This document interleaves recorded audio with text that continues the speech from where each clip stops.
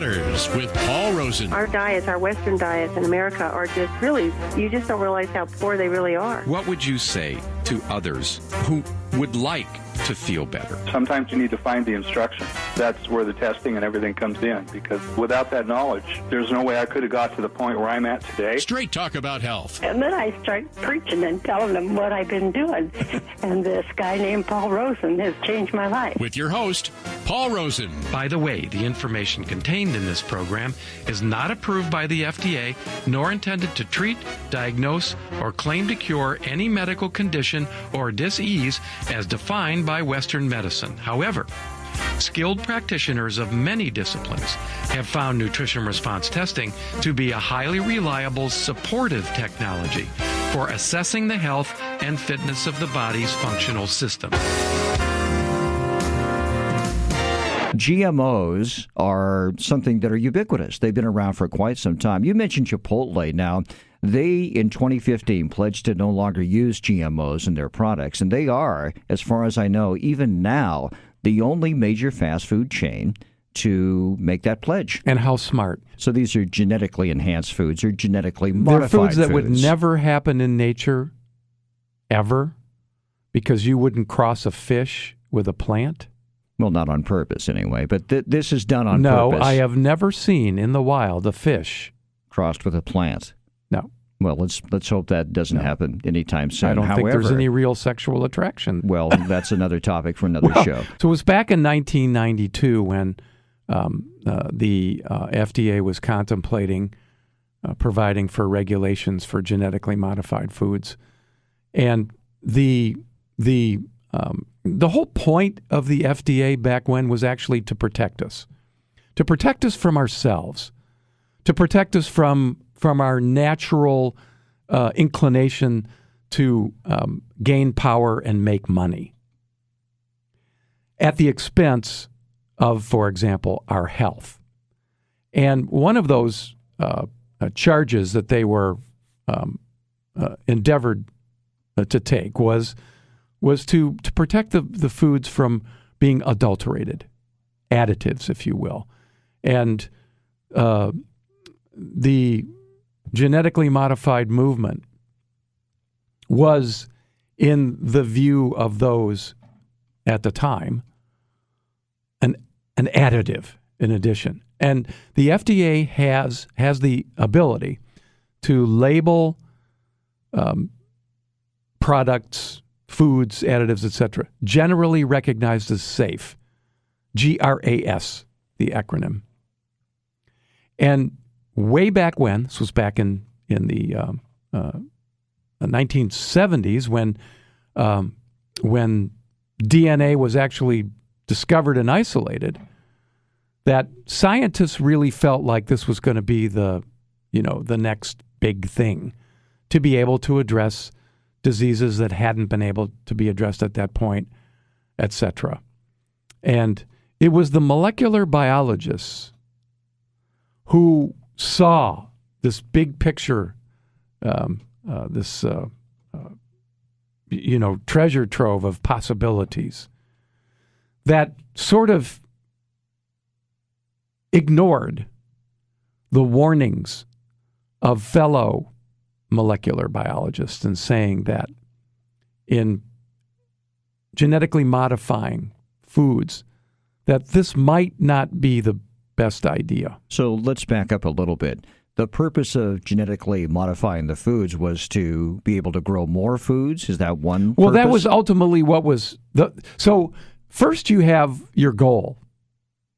Then you fill in the spaces, you fill in the reasons. And there's the goal, and then there's the consequences. Well, yes, but no. You want, if you want to get to a goal, and you need to, and that goal requires persuasion, then you need to fill in the space. How can you persuade the governmental agency and then the consumer that this isn't unsafe? So first you tell them, the consumers and the government, and the consumers are us, you tell us that we are going to make GMOs that will allow us to grow more food better, and therefore we will with the same amount of effort, the same amount of soil, the same amount of expense, or maybe less, we are going to create more crops for you. You create a story.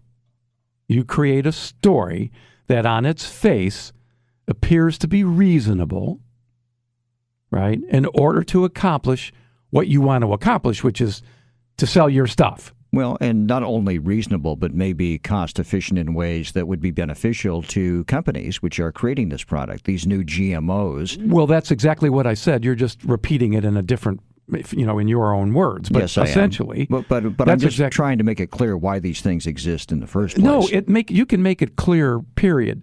It's very easy. Greed, money, power. That's it. End of story. Greed, money, power. I mean, why make a genetically modified food in the first place, right? The reason ultimately is because you can patent the seed that produces that food, right? If you just have a general, hey, this is wheat, right? Anybody can grow it. You can put your name on it. You can sell it, but wheat is wheat. You're selling that product along with, 10 other companies, right? But if you can get a patent which prevents anybody else from selling it, then you have your own brand name wheat. Is that right? Yes. Now you've accomplished everything that you want to accomplish as a profiteering organization. So you convince everybody else, too, that there are economic benefits beyond those to the company. And by that, I mean you have to do that on the front side in order to convince people that making this Frankensteinian food, right, is actually worthwhile. And before a company can do that, they had to get the governmental agency in charge on their side.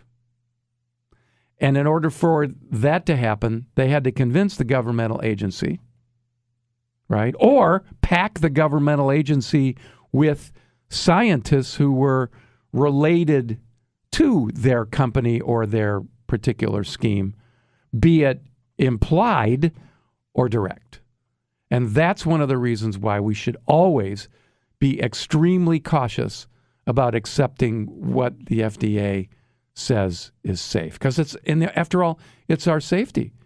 It's my safety, your safety, your children's safety, your wife or your husband's safety that's involved, because money, greed, and power are always potentially out there as the goals when it comes to products. I mean, if you have your man or your woman in your pocket with respect to what you want to achieve, right? You can pretty much overrule any objection. I mean, that is the nature of power. So they got these things on the market. That's bottom line, right? No, it's really important for listeners to understand how it happened.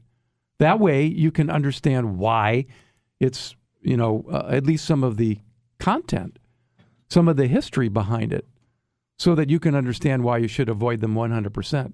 You and your family don't go near them, because there was plenty of pushback with respect to the FDA's own scientists coming to the conclusion that genetically modified foods were generally recognized as safe. And then, if you appoint the judges who you are assured is reflective of your point of view, then there is no real recourse for the ordinary citizen, you, me, anybody's consumer, which is exactly what happened in the genetically modified foods and its history. So the acronym generally recognized as safe means that if a product gains that label, the burden of proof to show that a particular product, let's just say genetically modified beets, is not safe, that burden shifts to the consumer as opposed to the producer, the owner of the product. Without that generally recognized as safe label, then the originator of that product has to prove that it's safe. You see how critical that piece of information is. Sure, but how are they doing that if, in fact, the food is not safe? Because the FDA labeled genetically modified foods generally recognized as safe. They did it ignoring the controversy. That is to say, there was a controversy right from the get-go where some of their scientists said, hey, we better take a step back and do some more research here before we throw that label on. But the biotech companies, the politicians who were representative of these biotech companies, the scientists who were representative of these biotech companies, and who also landed places in power on the FDA, were in a hurry to get it all done, get it in place so that the companies could get these products on the market so that money could be made. And what happened then? A consumer organization and organizations actually appealed the ruling. They got a judge who was in the pocket of the organizations. The judge prevented people from the organizations from bringing forth evidence as it was accumulating over a period of 6 years or so to show that, hey, wait a minute, we better take a step back. There is provable harm that we can demonstrate both in the animal world and the people world that genetically modified foods may be hazardous. And the judge prevented that evidence from being considered.